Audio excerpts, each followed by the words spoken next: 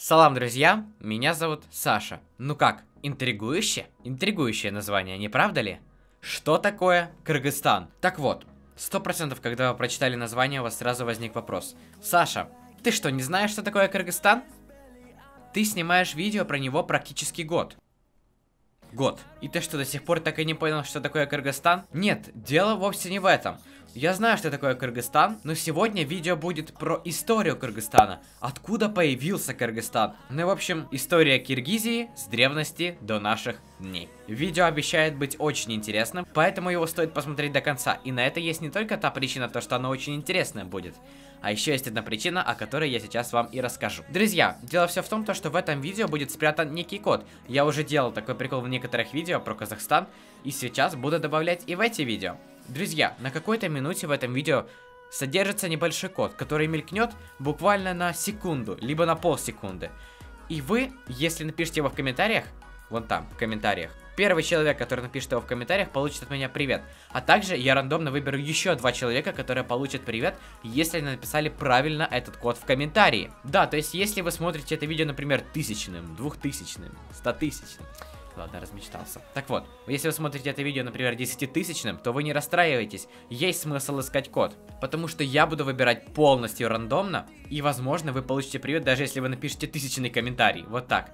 Хотя, если вы добавите туда интересную информацию, то есть напишите код и какую-то интересную информацию про Кыргызстан или еще что-то связанное с этим видео, то ваши шансы увеличиваются, поэтому да. А если еще и лайк поставите, тогда вообще 100%, тогда вообще 70%. А если еще и подпишетесь, то вообще 1000%. Поэтому это намек такой. Смотрите это видео до конца, чтобы не пропустить код. Ну а перед тем, как мы начнем, я хочу сказать то, что я уже снимал подобное видео. Эх, как же все-таки классно сидеть сейчас дома и смотреть историю Кыргызстана. Напишите в комментариях, как вы проводите время на карантине, ведь у вас он тоже есть, я в этом уверен. Вернее, я не уверен, я знаю это. Так вот, перед тем, как мы начнем, хотелось бы вам рассказать то, что у меня уже было подобное видео, которое тоже было связано с Кыргызстаном, и называлось оно «Кто такие кыргызы?». Вот оно. И это видео было про происхождение народа Кыргызстана, то есть кыргызов. Если вы не видели это видео, то после просмотра этого видео сможете посмотреть то. Оно будет в описании, в подсказке, в конечных заставках, сможете посмотреть. Оно не менее интересное, очень прикольное, и полезную информацию можно узнать как минимум. Ну а также, сейчас мы уже будем начинать. Но перед этим хотелось бы рассказать одну печальную новость. Дело в том, что, скорее всего, многие из вас просто не знают, как подписаться. Вы, наверное, сейчас многие такие, что? Как можно не знать, как подписаться? Да дело в том, что я все больше и больше получаю в Инстаграм свой сообщений, как вы мне скидываете скриншот с кодом, который вы нашли в видео. Мало того, что вы его не написали в комментариях, это еще полбеды. Но самый прикол в том, что подписка даже не нажата. Хотелось бы напомнить то, что в описании есть вот такая красная кнопка подписаться. Вы просто берете свою мышку и нажимаете на нее, и она становится серой.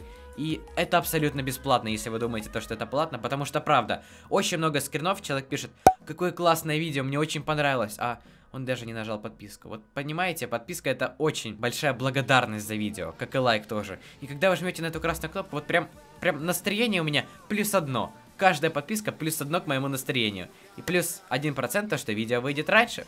Поэтому, если вы хотите поддержать меня, и мой канал, и канал Бабушки Любы, и других блогеров, то просто нажмите на красную кнопку подписаться. Ладно, друзья, не будем медлить, а то заговорился. Кстати, это фон красивейшей природы в Кыргызстане. Но это так, на заметочку.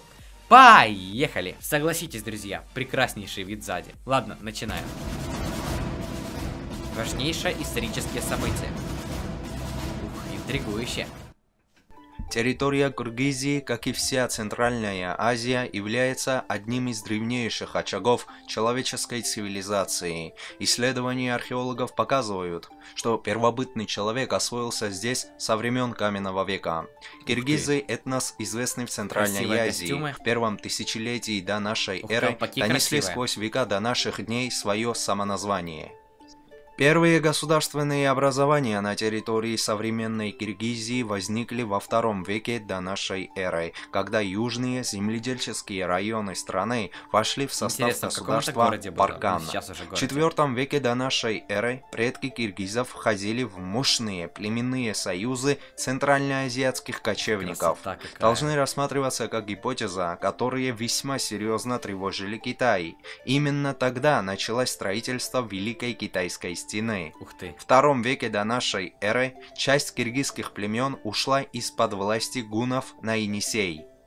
В конце 8 века енисейские кыргызы, до этого долго воевавшие с соседним вторым уйгурским каганатом, Мощно. сокрушают уйгуров и образуют свое государство – Кыргызский каганат. С этого момента Да, я енисейские слышал про кыргызы кыргызский каганат. осуществляют широкую экспансию по 4 углам света. При этом войска енисейских кыргызов, преследуя разбитых уйгуров, проникают вглубь восточного Туркестана, в земли Курикан на востоке, при Итыше в пределы Кимакского государства. Этот отрезок истории енисейских каганат. кыргызов с подачи академика Бартольда именуется периодом Бежбалык, кыргызского великодержавия. По мнению ряда исследователей, завоевание территории за пределами Минусинской котловины привело к образованию нескольких кыргызских субэтносов. Здесь, на Алтае и в Приитыше, какая образуется природа. новый этнос, который впоследствии дал начало двум родственным народам – современным кыргызам и южным алтайцам.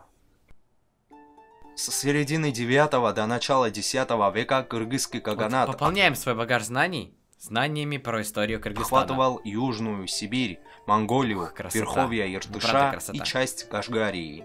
Период расцвета государства енисейских кыргызов был не только Казахи, периодом смотрите. завоеваний, но и торгового обмена Рядом. с китайцами, тибетцами, народами Южной Сибири, Центральной и Средней Азии. Именно в этот период предки современных киргизов после победы над уйгурским каганатом впервые вступили на территорию Тянь-Шаня, однако в X веке Кстати, под здесь, мне властью кажется, Кыргызстан енисейских больше, да, киргизов чем сейчас. остались лишь Южная Сибирь, Алтай и Нет, юго-западная напишите в комментариях, если Монголия. знаете. В начале XII века их владения сократились до Алтая и Саян. Между Да, тем, да, да. расстояние по огромному пространству части племен енисейских И вот и такие кыргызов современные. принимали активное участие в событиях, которыми богата история стран Центральной Азии. Начиная с 13 века, когда Азия подверглась монгольскому завоеванию, люди, которые стали предками сегодняшних этнических киргизов, перебрались с территории сибирской реки Енисей в Тянь-Шань. Тянь-Шань оставался под контролем монголов в течение нескольких сотен лет. Здесь правили в том числе калмыки, айраты и джунгары.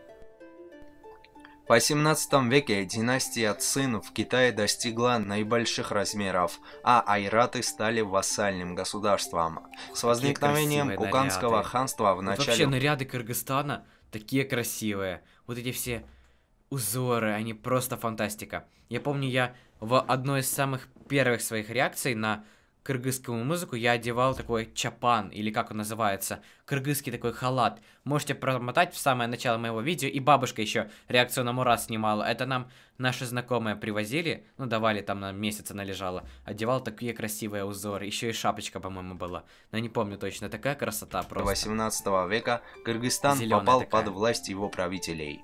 История Кыргызстана фиксирует, что на протяжении этого времени область являлась важным пунктом для путешественников на шелковом пути, пересекающих Азию. Сегодня туристы своими глазами могут увидеть Таш-Рабад, каменный караван-сарай 15 века в Нарыне.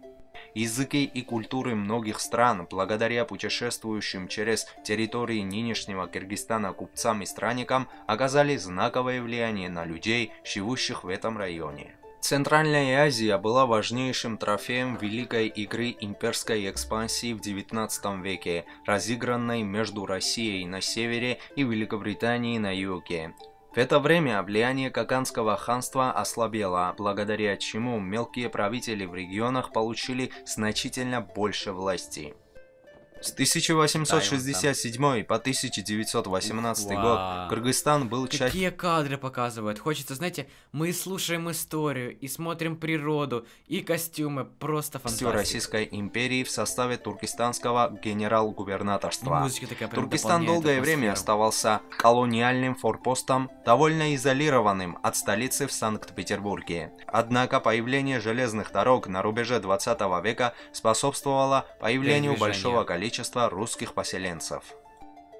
После создания Советского Союза Ну, в это понятно. 1917 году Туркестан был разделен на области по этническому признаку. В 1924 году была создана Каракыргызская автономная область, а в 1926 году ее заменила Киргизская автономная социалистическая Советская Республика. Оба эти органа были частью Российской социалистической федеративной Советской Республики. В 1936 году была создана Киргизская Советская Социалистическая Республика, управляемая киргизским отделением коммунистической партии из столицы во Фрунзе, ныне Бишкеке.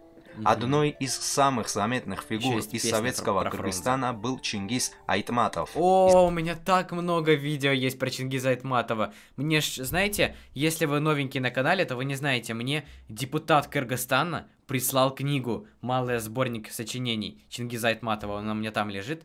Я сейчас вам даже покажу. Вот, друзья, смотрите, очень круто. И я снимал видео про эту книгу, как мне ее прислали, как мы смотрели видео про Чингиза Айтматова. И потом мы с вами устраивали даже флешмоб про Чингиза Айтматова, где вы, мои друзья, читали на камеру стихи, строки Чингиза Айтматова, а я вставлял вас в видео. Это было очень круто. Прям Чингиз Айтматов, он мне очень запомнился. Очень классное произведение и много видео, посвященное ему есть, поэтому можете поискать, может быть на какой-то я оставлю ссылку в описании, сможете посмотреть, но это круто. Известный политик, дипломат и писатель. Да, писатель. 31 августа 1991 года Республика Кыргызстан провозгласила независимость от Советского Союза. Президент с 1990 года Оскар Акиев стал президентом новой республики и оставался в должности до революции в Тюльпане в 2005 году.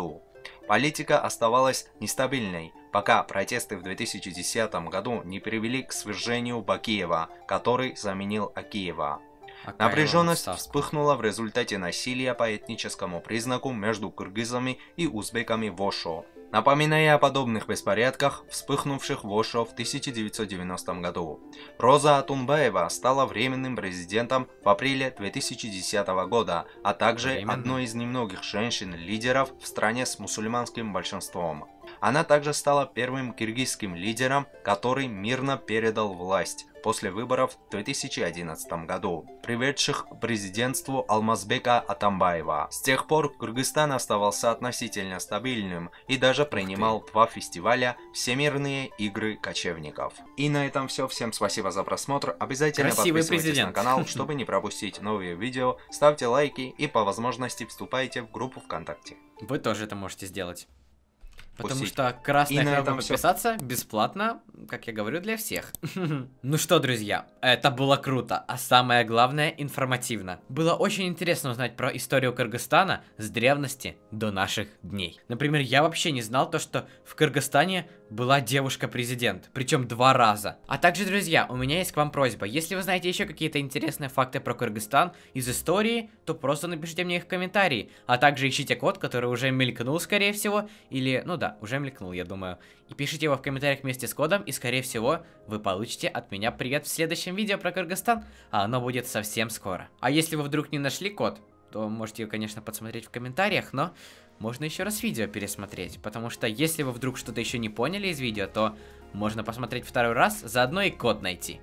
Так как сейчас карантин, у меня очень много свободного времени, и я нашел для нас очень много новых идей для видео. Поэтому, если вы хотите, чтобы новое видео вышло как можно быстрее, то просто поддержите меня. А чтобы поддержать меня, достаточно нажать на эту красную кнопку подписаться, которая вон там внизу. Это самая огромная мотивация для меня делать новое видео как можно скорее, потому что идей у меня есть, ну, много. И причем очень интригующих и интересных. Поэтому, если хотите это все увидеть, то подпишитесь. И нажмите колокольчик, чтобы не пропустить. Ну а с вами был я, Саша. Огромное спасибо за просмотр. И огромное спасибо то, что вы есть. Если вы, кстати, не видели, вот видео «Кто такие кыргызы?», а вот видео про Чингиза Айтматова я здесь оставлю. Сможете посмотреть. Это видео, как депутат мне подарил книгу. Жмите быстрее и смотрите. Это просто шок. Пока.